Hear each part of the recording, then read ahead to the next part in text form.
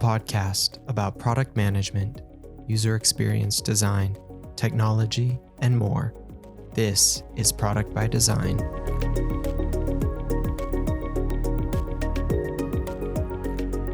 All right, welcome to another episode of Product by Design. I am Kyle, and today we are joined by another awesome guest, Owen, McGab, Enaohwo. Welcome to the show. Yes, Kyle, thanks for having me on the show. Appreciate you getting me as a guest on here. Yeah, super excited to talk to you today. And let me do a brief intro, and then Owen, you can tell us a little bit more about yourself. Owen is the CEO and founder of SweetProcess, which helps enable company executives and their employees to collaborate together to quickly document and improve their standard operating procedures, processes, and policies, which I'm excited to explore because it is a very interesting topic to me, being able to document procedures and processes and policies and things like that. So before we do that, why don't you tell us a little bit more about yourself, your experience, and then we'll dive into it. Okay, so like Kyle said, my name is Owen McGab now, and I am currently the CEO and co-founder here at SweetProcess, so sweet like candy, process like process. And what we build is basically that single source of truth where you and your employees can go together to collaborate together and build out procedures and processes, basically checklists on how you do all those recurring tasks in your business, so that at any given time when they need, to find how do I do this specific task, they just go to one single place, find the answer, and you keep improving and those documents. So we built that. But how we got to this point where we built the software was, first of all, the company started the last quarter of 2013. And before that, I used to run an agency where I would provide entrepreneurs here in the US with, back office staff based in the Philippines who would, basically they would outsource their work to our agency and they would do work on their behalf. And this was the time after like a lot of, small business owners that read the books like The 4-Hour Work Week or The World is Flat and realized that they too can take advantage of the fact that it's not only the big firms that could, hire, people abroad, because before then, a lot of people thought that it was just the big, telecom agencies and stuff like that could do that. Because what they would typically do is they would go to those countries and hire 100+ people at a time to handle their customer support and stuff like that. So, small business owners thought it was out of their, fair view to be able to do that. So, but with these books, it made it clear to them that, they could actually, do such a thing. But one of the misconceptions that came with these books was that, sometimes they felt that, it could just be magically done where you just hire somebody in another country that is from a different culture, different time zone, different, and probably English is not their first language. And automatically this person will just come, hit the ground running and start doing your work, like as if it was right there in front of you. And which the fact is, if you haven't hired somebody right there in front of you physically, there's some onboarding that needs to happen. So I don't know why they magically thought that people in a different country will be able to just hit the ground running from day one. So one of the things I had to do is I had to be, to an extent, become more of a teacher in terms of, and help them understand that there is a way that we have to do this, where we would gradually have to learn how exactly you do your work. And part of that learning of how you do the work you're trying to outsource to us is you taking the time to show us, walk us through how the work is done. And back then we would use Skype, because Skype was a thing. It wasn't like Riverside or what's it called?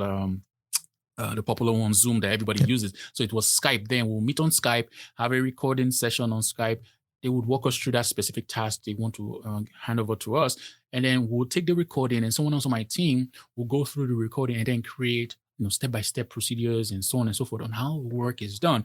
But the biggest issue we ran into back then was that the tools for actually documenting these procedures, improving them, and collaborating together to gather the insights were either they were like enterprise level tools, because they were probably built for like process consultants and like really technical people. And so they were even hard to use and junky in terms of, feature bloat and all that.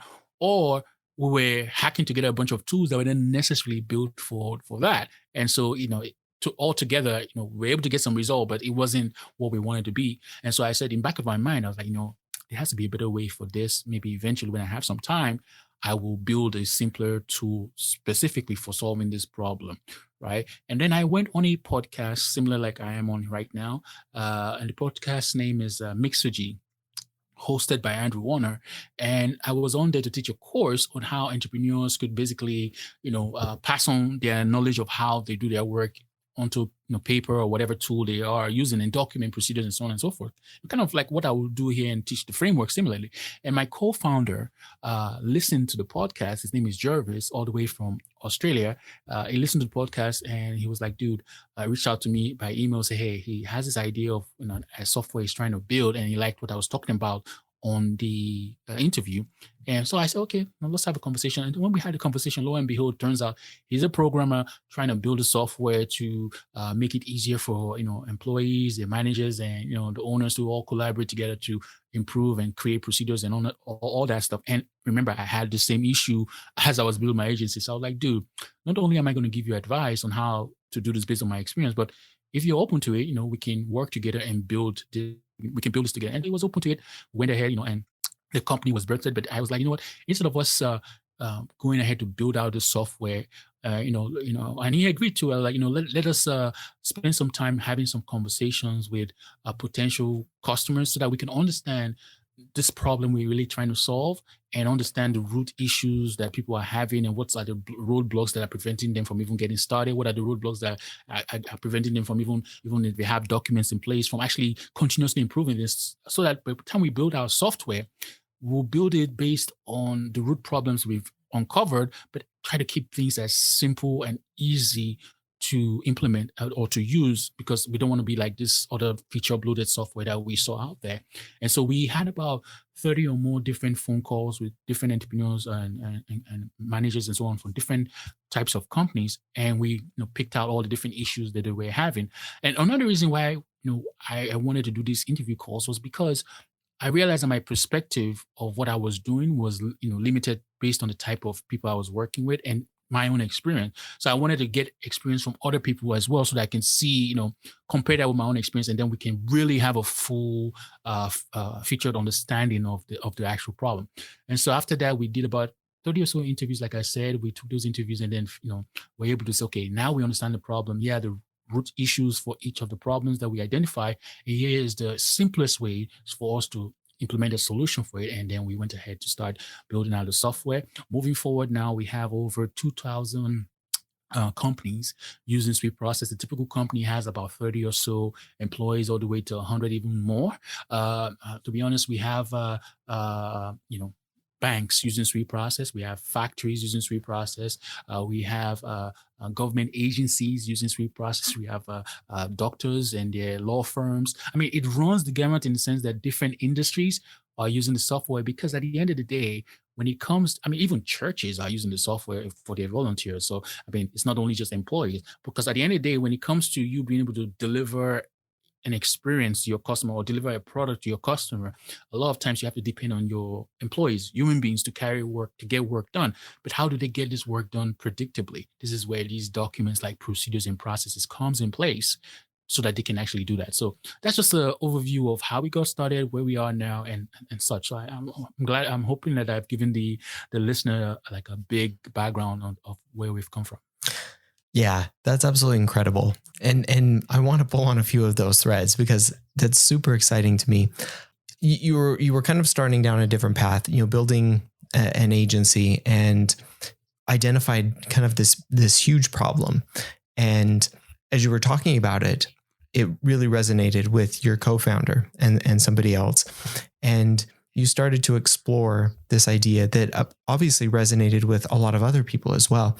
How did you go about, really finding that fit with other companies and with other people, basically? You talked about going out and talking to lots of potential customers and really verifying the idea. Can you tell us a little bit more about what did that look like? How were those conversations, and what were you really exploring as you went out and talked about it and started to see that this wasn't just something that you were experiencing and that he was experiencing, but that lots of people were having this problem? So first of all, I tapped into my network of people that I know, right, to try to say, hey, I'm working on building this app, and before we build anything, we want to actually understand the problem we're trying to solve, but not from our own perspective, from your perspective as well, right? So first of all, tapped into my network and having conversation with some people that I know from different industries. And then also at the end of every conversation, hey, who else do you know is probably having the same issue that we are talking about right now that you feel is going to be a good person to speak with? And, also have quite a number of people on their payroll and staff, so that at least we know, because the reality is we wanted to see how this problem is experienced, especially when they have larger teams. And so they would give me referrals to the next person and so on and so forth, stuff like that. And so from my network, I got referrals. And then also, LinkedIn being a thing where, you can literally just go and look at, your first and second contacts and stuff like that, and just also say the same thing to them. And, obviously not everybody would agree to do that, but, those who agreed, we had conversations, say, hey, we all know that, documenting procedures is a pain, right? And people don't do it. So tell me, what exactly is the experience you're having with that? Usually I would start by, start by saying, hey, tell me more about your business and what you're doing. And then that way to start the conversation, people like to talk about themselves. And then I bring it back to the problem, and then we try and dive deeper and deeper into the problem that we're trying to solve from their own perspective. And the thing was, you would have to make the effort not to interject your own feelings into it or your own thoughts into it, because you really want the people to just express themselves and go as deep and deep and deep, layer and layers deep into the problem, so that, as they tell you one thing is an issue, and then you try and find out, okay, what is causing that issue? And when they tell you that thing, you try to ask, okay, what is the next, what you think might be causing? So, because you want to go in layers and layers and layers deep into the thing until there's no point again for them to go deeper. Then okay, I've reached the root issue here, which is specifically this problem. And then the same thing with all the conversations, trying to go in layers and layers deep until you find the specific root issues across the board for all of them. Yeah, no, that's super interesting. As you were kind of going through that process, what did you find within a lot of these businesses? You talked initially about onboarding, being one of the key things that you were finding, within the agency that you were building, as being, one of the main things. What were some of the key things that you were finding, both, in your exploration with some of these companies, and what have you found, going forward, that are some of the areas that are, some of the main problems or main sources of need for businesses to document, processes and procedures? So one of the things I found was that, people came at this issue from different angles. Like my own arrival at this issue was more of a customer onboarding situation, like I explained, where in order to take on this customer and deliver it for them, we needed to do this. So it was more of a customer onboarding stuff. Then there are situations where we arrived at people based on conversations where the issue is more of a employee, like new employee onboarding situation, where they're trying to hire employee, they're trying to grow and scale, but their whole training scenario is just a bust. And, they hire people, start paying people, but yet they can't get value out of people because there's no actual training in place. Another scenario that we discovered was, people are trying to retire and maybe, get the company to the next generation or whatever, but there's nothing in place. And so they're worried that, hey, this company itself, now, how do they hand over, like succession was the issue, right? And so there's no actual things in place. And then another one was like people were trying to sell their companies, but they realized that, in order to sell the company, you as an investor, which company would you find if you had two of the same companies in front of you, and one had all the procedures and processes documented so that, at any given time they can add employees, replace employees, because things are all documented. And this other one, most of the stuff is stuck in people's heads. And, when that person is not there, it's held, there's chaos, right? Which one would you have placed a higher valuation on, right? Was the one that, there's, things in place. So people came at these issues from different perspectives. And I just gave you a bunch of examples. And then another thing that we realized that, the whole thing about documentation is not the most sexiest part of business, but yet is the most crucial part of any real business in terms of growing and scaling. And so, people love to talk about sales and marketing, but not really so much of this. And so because it's not the most sexiest things, you can even find companies that are really large and have, grown large, but from an operations standpoint, they are chaos because they just knew how to keep bringing customers in. But, that was how they were going. But from an operations standpoint, which this is what the issue really is, they sucked, right? And so people tend to procrastinate and not focus on this. And then even when they want to now start focusing on an operations standpoint, how they document and collect this knowledge, they don't know where to start, right? And then even when they have identified where to start, okay, how much information do they need to put into the document? So, and then even when they've now started even documenting, how do they get their employees bought into the whole idea of doing this? So based on these conversations, you can see how we're basically mapping out different issues and different points on which people are arriving at these issues. So I hope I've given you an idea of kind of what these conversations led us to. Yeah, absolutely. So how do you go about, or how have you seen companies go about making this either more palatable or more sexy? Like you said, obviously documentation and procedures and processes aren't necessarily like the sexy part of a business, but they really go a lot to the maturity of a business and to being able to scale and grow and do it in a very mature fashion. So what have you seen as far as some of that maturity goes, and how have different companies approach that, or different organizations approach that from what you've seen? So let me do this in a way where I'm talking to the listener right now, and I want to give them a framework on how they can actually, get this done in their company. So that way it's more applicable to the person as opposed to saying how other companies have done it. I want to give them a framework. So the first thing is, if you're at a stage where you as the owner of the company or maybe the manager in a company now realize that you need to have documentations in place, right? Because for various reasons you are now at this point, the first thing you have to do is take a snapshot of the work that you actually do on a recurring basis. And the key word is recurring basis, because if it's a task you do one time and you don't do it again, that's kind of like a project. That's it. You don't really have to document things that's like a one-time thing and you don't do it again, right? You document things that you do on a recurring basis now. So take a snapshot of maybe the last week, 1 month, or whatever. What did you actually do, right? So that you can know what you have to document. But before you even start documenting, I want you to, after taking that snapshot, and then you say, okay, these are the list of all the things that we do on a recurring basis. Determine which ones you want to eliminate, because the last thing you want to do is start documenting things that are not really necessary. Because there's all this whole thing about tribal knowledge. This is how we've always done things. But I want you to have a much critical conversation with yourself and your employees and say, okay, what are the things we really need to document, because we can't really get rid of it. That's what I want you to focus on, because I want to start narrowing down what you want to document to the core stuff that is critical that you can't get rid of. Because if you can get rid of it, forget it. Don't worry about documenting it. Now we've taken that list and brought it down a little bit. And now in this list that we've narrowed down to some extent, the next thing I want you to do is break down that list into two types of tasks. The ones that are recurring, as we've determined from the very beginning, but they are the revenue generating, the income generating, sexy tasks, the sales, the marketing things that people want to always talk about because that's exciting stuff. And then on the other end are those production tasks that are not the most sexy, but this is what actually delivers the product, the service, or whatever to your customer, right? So we've broken down the tasks into the revenue, sales, marketing, sexy stuff, and the production stuff, not the non-sexy one, right?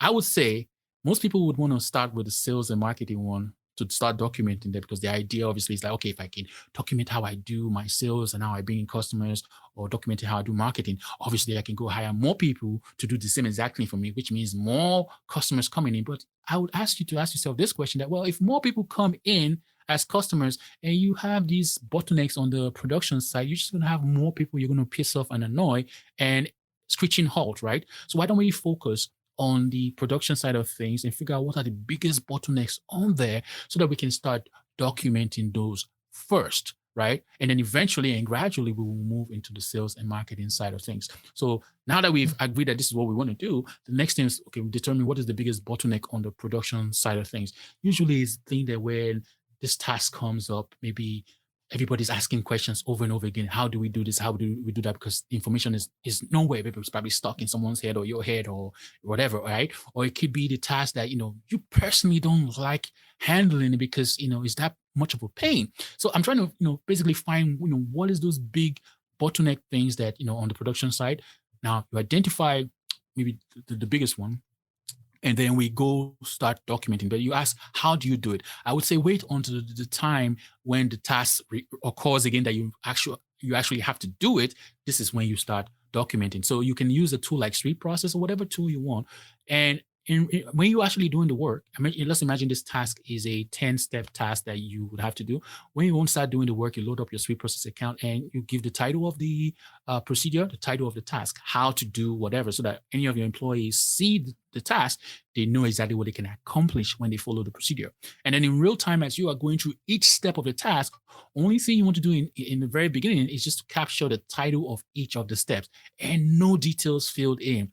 Right. So when you're done with this task, when you're done with the task, you have a procedure that just has the title of the task and the title of the 10 steps. I call this kind of procedure, I call it a fancy name, a minimum viable procedure, just to give it a fancy name. But it's just a rough outline, a skeleton outline, no meat in there. Basically, it's bones, right? And from having this minimum viable procedure, what do you do next? You then make sure that, any of your employee, next time they're about to carry out the task, they have that outline in front of them. And their job is just to put in some blurb of some text into each of the steps. It could be a sentence or two, not too much, just something small in each step. And then maybe they have screenshots that they can capture, just put a screenshot in there, or usually you can use a GIF, because the GIF can show some animation or whatever, just something simple, right? And if you must go to the extent of having a video, I would say limit the video to not more than 1 minute, because people get excited and think that, yes, I can use videos and now I want to create a movie. That's going to take too long for somebody to sit down and watch. So keep the movie. Think TikTok style videos. Like less than a minute, so that if you put a video in each step, that video is capturing that very step and it's a concrete capture of that step. But I just personally, I don't like videos, because here's why. If you need to update the information in the future, then you have to recreate the video, and it's adding unnecessary friction. So as a matter of fact, scratch that. Don't use videos. Use text, screenshots, and if you need to make the screenshot animated, you can use GIF, so that in the future, as you need to improve stuff, you can just quickly take things out. So rapid improvement, right? And so now your employees are making updates as they're doing the work. You have this, oversight over it, so that when they make changes, you go ahead and look at the documents. Okay, I like what they've made, you approve it, so that now this is a new version, right? And so you keep doing that dance. Every time the task needs to be done, you keep doing that dance, and over time it gets improved. Now you have done that for the first biggest bottleneck on the production side. You look for the next bottleneck. You do the same dance again, and keep going on and on until you now have some time to, okay, let's start looking at the sales and marketing side of things and do the same dance for it. But now you know that if you start even bringing people to work on sales and marketing based on the fact that you have the documents already documented, because you follow that framework I've been sharing so far, you know that on the production side of things, you document the bulk of stuff, and work can be carried out because the work can be done productively. And also you can even bring in more people to follow on the instructions on how to do the work. But now the next thing is the importance of making sure that your employees have, basically install in the minds of your employees the culture of this continuous improvement, because you want to give them the permission that, hey, we're going to start from version 0, basically version scratch, nothing really. And the whole job here is to continuously improve, as we go. I keep improving the document as we go. So that is what everybody is, getting into. And there are ways to try to encourage employees to do this. So one way to encourage these ideas in the minds of people is that if a manager or you are the owner of the company, your employee comes to you and asks you a question, instead of answer the question, say, have you checked SweetProcess, right? So what happens now is that over time, if every person comes to you and asks you how to do this, and your answer is, have you checked SweetProcess, what happens is that you are subconsciously or even consciously installing in their mind that, hey, before I ask my manager, before I ask the owner of the company anything, I need to go and check SweetProcess to make sure that information, I can find it, right?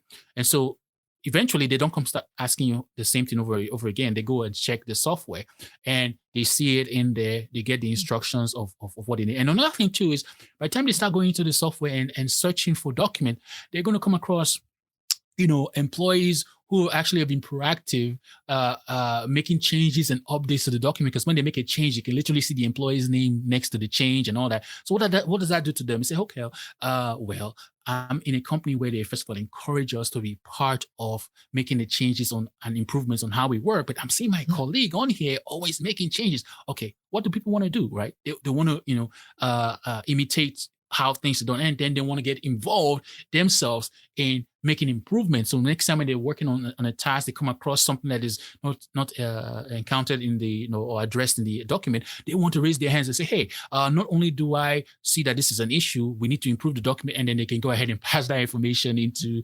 the software and pass that back to the manager. The manager goes ahead and improve it. So now we have basically imbibe or install that mindset of continuous improvement inside of the employees, and they can actually see that it's something that they can get involved in, and they start doing it. So over time we've gotten to that level.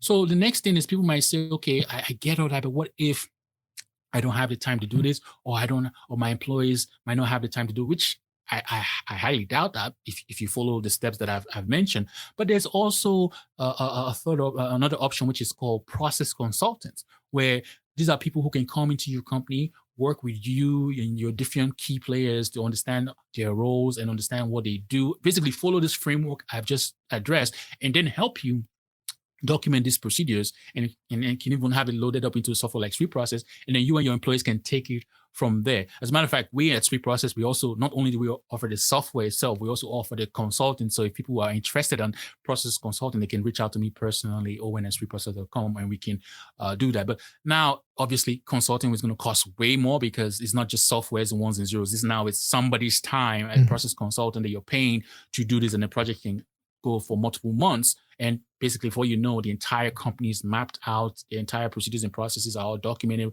so on and so forth. So I've shared the different ways at which this can be done. You've hit on, I think, some amazing points for me that really hit home in the whole documentation process, because I feel like some of the sticking points for me have always been, one, like where to start. And you kind of touched on that, like start with the bottlenecks, where are some of the key things that are bottlenecking some of the areas? And then two, where how do you kind of get the flywheel spinning? And you do it through keeping it really simple, and then just kind of continually adding to it and getting people in the habit of both going to it and making changes. So like you said, the MVP, like taking this product mindset of, start simple and just add to it, make it work for you, for your team. And then just, continually, find where it isn't working. And if I, as maybe a new person or somebody just trying it out, if I can go through it and it works, awesome. If I go to the documentation and I can't get through it, then we've obviously found something that I need to add to, or, make some adjustments to it. And that's working like you want. You found a problem, and you can add to the documentation and make some changes. And then being able to just do that continually. And like you were saying, it becomes almost a cultural thing, because that was one of my questions, is how do we get people doing this? Because I feel like one of the things is it's easy to start with documentation, but then it can be very difficult to get that continually updated or continually moving. And you kind of touched on that. You have to actually be using it in order to get the movement on it, or get people both using it and updating it frequently. And so I think that's a huge part of it, is if you're not using it, then, you're not going to be addressing any issues, and you're not going to be updating it. So I thought that was great. I didn't even add that. I just remembered I didn't add that is critical to add into this conversation, is that, remember how I said when employees have a question and, instead of you answer the question, you direct them, hey, have you checked SweetProcess? right? So eventually they start going there and start searching for things, but they're going to come across situations where they go into a software like SweetProcess and put a keyword and they don't find it, right? Because no document was created. Now that becomes an opportunity, or a golden opportunity for say, hey, I've searched SweetProcess and I don't see this stuff. And this is something that we're going to keep running into over and over again. Why don't we have it? That becomes an opportunity for the owner of the company or the manager or whatever to go ahead and build, document that procedure for something that is going to be a recurring task that they don't have it. So now a new document has been spurned and created, right? Another thing that I didn't mention was that one of the things we discovered during these conversations is that you can have all these collaboration together to create the document, but where the insights for continuous improvement and for insights on how to improve the documents come from is when the work is actually being done. So we realized that the software for the documenting had to also be married with the work being done. So in SweetProcess, for instance, not only can you collaborate together to document how the procedures and process for how the work is done, but you can actually assign task instances to your employees to carry out work, right? So that as they are carrying out the work, the underlying procedure is right there in front of them, showing them, hey, I'm doing this task, but step number one, this is the instructions I have to follow. So they go in ahead and they checking off the steps. And employees can never say, I don't know how the work is done, because the instruction is right there in front of them. But why do I mention this is that when they're doing the work, right, and the instructions are right there in front of them and they're checking off steps, they come across something that was not addressed in the underlying procedure, they can pass that feedback back to the manager who's responsible for that document. And the manager can be, oh, really? Yeah, while you're on the ground, yes, I didn't think that this might happen.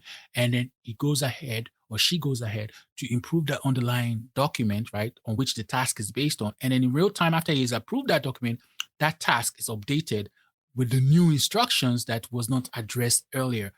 Again, the insights for that continuous improvement comes when the work is being done. So that's why we had to make sure that the software married both of them, the task management with the documentation side of things, all in one. Yeah, no, that's absolutely great. How have you found that a lot of this has changed or adjusted with both the pandemic and the shift to remote work and hybrid work over the last few years? So that is a important question that you've asked, because before a remote work became sexy, people like us, we've been doing it for years, because SweetProcess is basically a distributed company. We have employees all around the world, right? So, but now it's a thing that, a lot of companies now had to do because out of necessity. But even before they had to do it, yes, we always how work was happening when they didn't have software like SweetProcess in place, is that they want to do work. Now they got to go and tap the employee on the site and interrupt that employee. Even before they interrupt that employee for information, they had to stop what they're doing and spend time trying to gather the information. And maybe they didn't, they've wasted time trying to gather information and they don't have the information. Now they go and interrupt the employee who might be deep in his own work and interrupt that person just to get information to do the work, right? And that's how they've gone ahead and to do things all this time. But now you throw in the pandemic into the mix and people have to work from home, right? And working from home, a lot of people are parents too. They have kids who are, schooling from home. So that whole ability to interrupt somebody is not even possible anymore, because the person is dealing with a lot, working from home, also probably taking care of kids and helping with schoolwork. So it's now even more critically important to make sure this is available somewhere digitally online that employees can actually access. So you see that, the issue now is even elevated more. So we've seen that a lot of people, before you would have to spend a lot of time trying to make the case for it. Now you don't have to make the case for it because it's glaring. Yeah. No, that makes absolute sense. That, especially as it's become to the forefront of everybody's mind, how do we work better both remotely and in a hybrid way, but also just how do we do it in a way that is less disruptive to what everybody is doing, so that I don't have to go tap Owen on the shoulder or Slack Owen to get information. If we can do it in a very scalable way, like you're talking about, where I write out everything and it's available for you and it's available for me, it's available for everybody to kind of go and see and understand and use whenever you want, as opposed to when I'm available or when you're available. It just makes so much more sense, especially in kind of the environment that we've moved to. As we've been talking a lot about internal processes and procedures. How does this look for customers? You kind of touched on that earlier with customer onboarding, but what about things like product knowledge bases and product information? How is that similar or different, and how can companies address that? So I'm glad you mentioned that, because again, when you think of procedures and processes and stuff like that, you think internal information that you want to give your employees on how to do their work, right?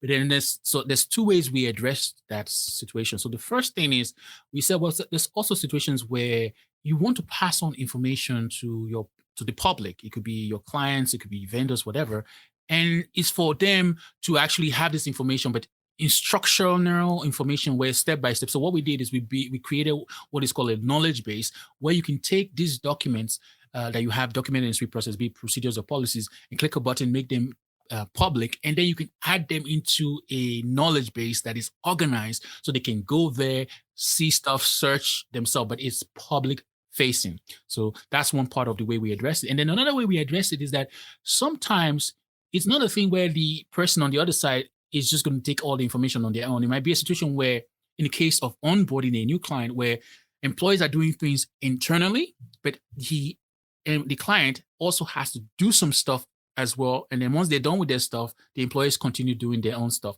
So we have this thing where when you assign a task, you can decide if a specific point in a task needs to be done by a guest, like an outside person, right? And so you can assign a task to them, right? So that they do this, like the client can do his own part of the task. So now the employee is following all the steps internally for what they're doing to maybe deliver the result to the client. And then there's a specific step that is outside facing that the client has to do as a guest task or whatever. They do their part. Once they're done, employees continue doing their stuff internally. So these are the two ways that we address this whole thing, where information needs to be outside facing. And it's in the situation of guest tasks, like I mentioned, when you assign a specific step of a task to a guest, the client will only see the part that is relevant to them. They won't see all the other stuff. Right. Oh, that makes a lot of sense. And then, as far as like updating and keeping those things updated, is it kind of a similar idea as far as the using and kind of ownership model? Or how have you seen customers and companies and organizations both using and maintaining some of that information for outside users and outside facing type products? So for instance, if you talk about like the using in terms of task management, sometimes the best ideal situation is that we prefer if people were using our software for not only the documentation, but also the task management side. So things are talking back and forth, seamlessly, and things can be improved.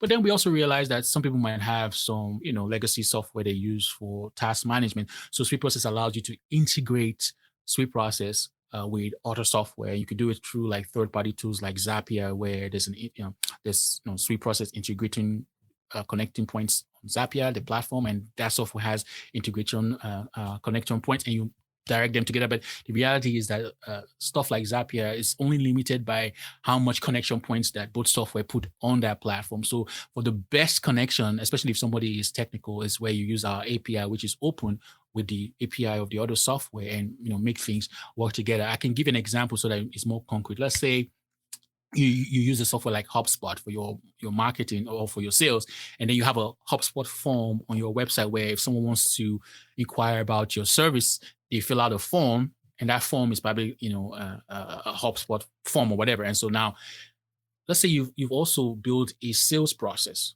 that in SweetProcess that whenever a new potential customer comes in, these are the specific steps we follow to try to qualify them and prove that this is who we want, and then close the deal. So when that form is filled out in the HubSpot form, that triggers a connection to a task instance in SweetProcess based on that process, your sales process you've built in SweetProcess. And now your salesperson now goes through and just follows all the steps in there, actually carrying out the task on your sales process that you've defined in SweetProcess, and essentially closes the deal and that is responded, sent back to a software like HubSpot on the other side. But you have to marry them together. So that's how an example of, if someone doesn't want to use SweetProcess directly for the task management side of things, they can actually do integration with other software.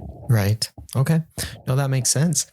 Well, Owen, this has been, I think, an absolutely awesome conversation about a topic that, like we said, it may not feel the most sexy, but is, I think, so critical and so important to both building good businesses and making good products, and really doing things in a way that allows us to scale what we're doing, and really work in a way that allows people to do their roles both remotely and just far more efficiently. So I absolutely love the conversation. And I have a couple more questions for you to kind of wrap it up. But before we do that, is there anything else that you've been thinking about that we either talked about or didn't get a chance to talk about?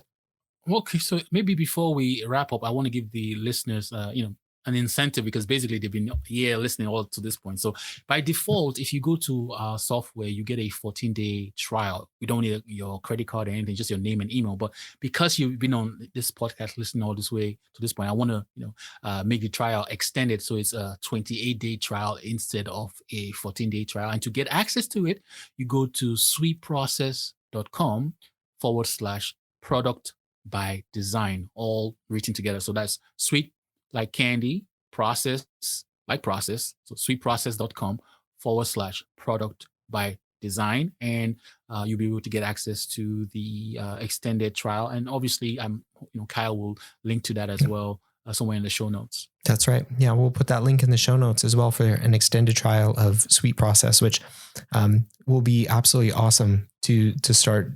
If you aren't documenting your processes and procedures, to start doing that.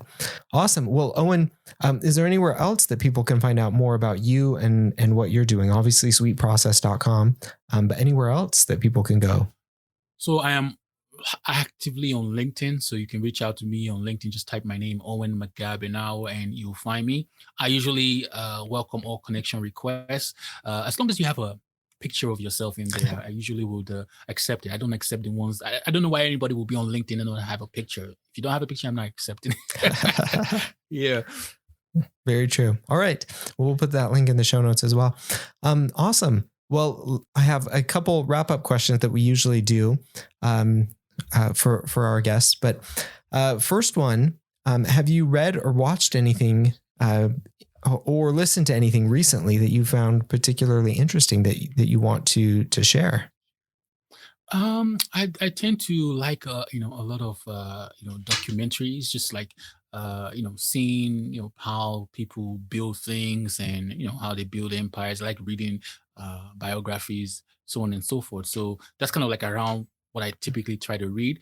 Something that is a book that I would suggest listeners read is Built to Sell, right? That book is all about how you can consciously go about building your business with the intention to sell it.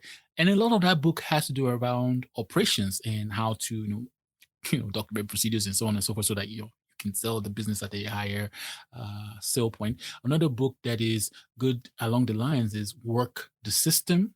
That's another good one that you can read. And the final one I can suggest is The Goal.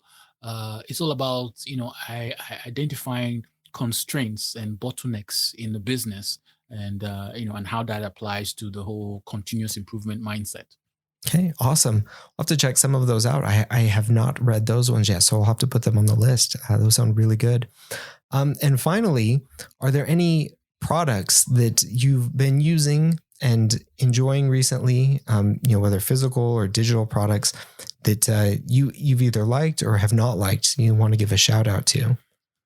To be honest, I don't buy a lot of products or whatever. One of the things I like to do is, the way I learn these days is that if there's something specific I'm trying to learn about, the best way I learn is by finding a podcast or interview that is some expert comes in and is talking about that, And so I go ahead and listen to the interview. And if I like what I hear from that interview, especially because I'm trying to solve that problem, then I go and find as many different podcast interviews where that person has been on.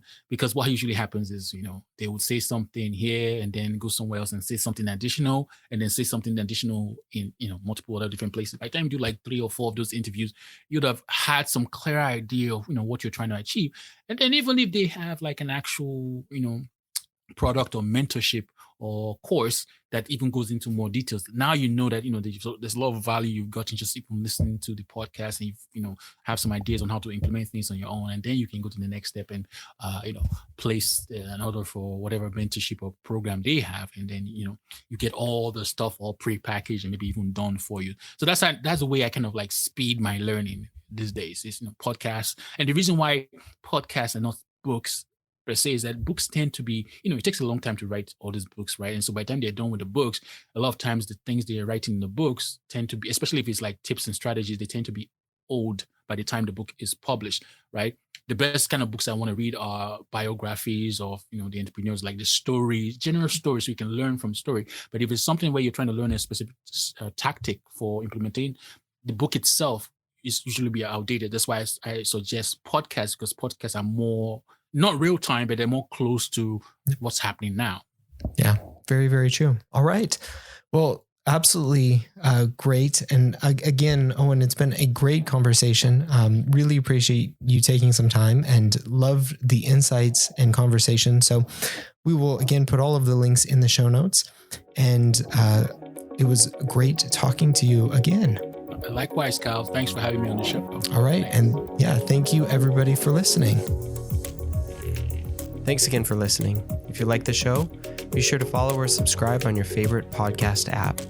You can follow the show on Twitter at prod_by_design. That's prod_by_design. You can follow me at Kyle Larry Evans on Twitter as well.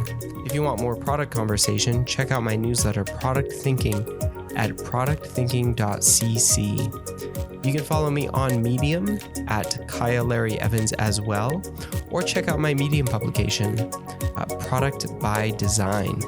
Thanks again.